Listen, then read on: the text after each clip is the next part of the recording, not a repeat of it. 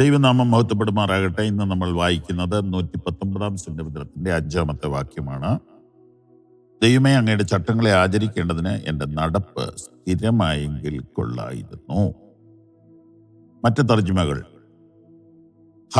അങ്ങയുടെ ഉത്തരവുകൾ പാലിക്കുന്നതിൽ എനിക്ക് സ്ഥിരത പുലർത്താൻ കഴിഞ്ഞെങ്കിൽ. I hope I will always stand firm in following your orders. അങ്ങയുടെ ചട്ടങ്ങൾ ആചരിക്കേണ്ടതിന് എൻ്റെ നടപ്പ് സ്ഥിരതയുള്ളതായെങ്കിൽ കൊള്ളാമായി. ഇതിൽ എനിക്കിഷ്ടമായത് ഞാൻ ഒന്നുകൂടെ വായിക്കാം. അങ്ങയുടെ ഉത്തരവുകൾ പാലിക്കേണ്ടതിന് എനിക്ക് സ്ഥിരത ലഭിച്ചിരുന്നെങ്കിൽ നല്ലതായിരുന്നു. നാം പ്രാർത്ഥിക്കേണ്ട ഒരു പ്രാർത്ഥനയാണ്. എൻ്റെ സ്ഥിരതയുടെ പ്രശ്നം എൻ്റെ ആത്മീയതയെ ബാധിക്കും. അങ്ങയുടെ വചനമല്ല കുഴപ്പം, വചനം കറക്റ്റാണ്. എൻ്റെ സ്ഥിരതയില്ലായ്മയാണ് എൻ്റെ പ്രശ്നം.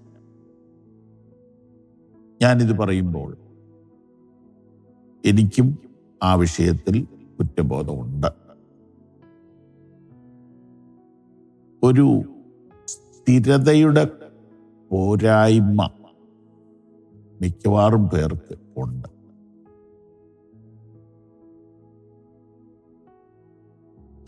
അങ്ങയുടെ ചട്ടങ്ങളെ പ്രമാണിക്കേണ്ടതിന്, അങ്ങയുടെ പ്രമാണങ്ങളെ അനുസരിച്ച് നടക്കേണ്ടതിന് എനിക്ക് സ്ഥിരതയുണ്ടായിരുന്നെങ്കിൽ എന്ന് അദ്ദേഹം പ്രാർത്ഥിക്കുകയാണ്, ആഗ്രഹിക്കുക. നമുക്ക് ചില ദിവസം തിരക്ക് വർദ്ധിക്കും, കൃത്യമായ ജോലി, കൃത്യമായ ശമ്പളം, അങ്ങനെ പോകുന്ന ഒരു കുറവാണല്ലോ. പല കാര്യങ്ങളിൽ ഇടപെടേണ്ടി വരുമല്ലോ. എങ്കിലും മിക്കവാറും ദിവസങ്ങൾ നോർമലല്ലേ.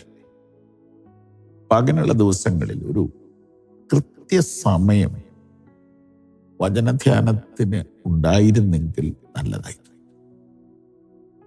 കൃത്യസമയം പ്രാർത്ഥനയ്ക്ക് ഉണ്ടായിരുന്നെങ്കിൽ നല്ലതായി. എങ്ങനെയാ, പറ്റുമോ?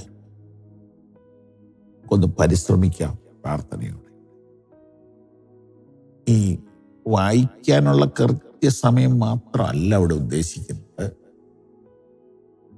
നമുക്കത് ജീവിതത്തിൽ പാലിക്കാനും ഒരു സ്ഥിരത വേണം. അല്ലാത്ത ഒരു വചനം വായിച്ചതുകൊണ്ടും പ്രയോജനം. വായിക്കാനൊരു സ്ഥിരത. എല്ലാ ദിവസവും രാവിലെ 6 മണിക്ക് വായിക്കും, എല്ലാ ദിവസവും വൈകുന്നേരം 8 മണിക്ക് വായിക്കും എന്ന് പറഞ്ഞത് കൊണ്ട് മാത്രമായില്ലല്ലോ. അത് പാലിക്കാനൊരു സ്ഥിരത, അതനുസരിക്കാനൊരു സ്ഥിരത, അതൊക്കെ നമുക്ക് വേണ്ടതല്ലേ. അതിനായിട്ട് നമുക്കൊന്ന് പ്രാർത്ഥിക്കാം, അല്ലേ? ഏതായാലും നമ്മളൊക്കെ ഓരോ വർഷം കഴിയും തോറും ഓരോരോ കാര്യങ്ങളിൽ പുരോഗമനമുണ്ട്. മിക്കവാറും മലയാളിയെല്ലാം 3 നേരം ഭക്ഷണം കഴിക്കും. അതിന് ഏകദേശം ഒരു സമയക്ലിപ്തതയുണ്ട്. പ്രഭാതം 9 മണിക്ക് മുമ്പായിട്ട് ഭക്ഷണം കഴിക്കും. ചിലർ 7 മണിക്ക്, 7:30, 8, 8:30 അങ്ങനെ പോകും. ഉച്ചയ്ക്ക് 12, 12:30, 1 മണി, മാക്സിമം 1:30 അതിനുള്ളിൽ കഴിക്കും.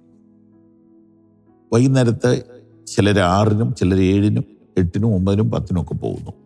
വൈകുന്നേരത്തെ അതിനൊരു സ്ഥിരത കാണുന്നില്ല. എന്നാൽ ആരോഗ്യശാസ്ത്രത്തിലൊക്കെ അറിവുള്ളവർ അതിനെല്ലാം ഒരു ഒരു ഒരു കൃത്യത വയ്ക്കും, ഒരു അച്ചടക്കം. ഇതുപോലെ ആത്മീയ കാര്യത്തിൽ ഒരു അച്ചടക്കം വേണമായിരുന്നു. നമുക്ക് ഒന്നുകൂടി ഒന്ന് പരിശ്രമിക്കാം, അല്ലേ? നിന്റെ വചനങ്ങളെ ആചരിക്കേണ്ടതിന് എൻ്റെ നടപ്പ് സ്ഥിരമായെങ്കിൽ കൊള്ളായിരുന്നു. ആയുർവേദ മരുന്ന് കഴിക്കാൻ പോകുന്ന ആളുകളോട് ഡോക്ടർ പറയും, കൃത്യമായിട്ട് പഥ്യം നോക്കണം. ആ മെഡിസിൻ ഇഫക്റ്റീവ് ആകണമെങ്കിൽ പഥ്യം കൃത്യമായി നോക്കണം. ഇത് തമ്മിൽ ബന്ധമുണ്ട്. പഥ്യം കൃത്യമായി നോക്കുന്നത് ജീവിതത്തിൽ ഒരു സ്വഭാവ രൂപീകരണത്തോട് ബന്ധപ്പെട്ടിരിക്കും. അത് ചെയ്താലേ ഇത് എഫക്റ്റീവ് ആകും. ഇതുപോലെ ദൈവത്തിൻ്റെ വചനം വായിച്ചാൽ പോരാ, അത് പ്രമാണിക്കണമെങ്കിൽ ജീവിതത്തിലൊരു സ്ഥിരത കൈവരിക്കണം.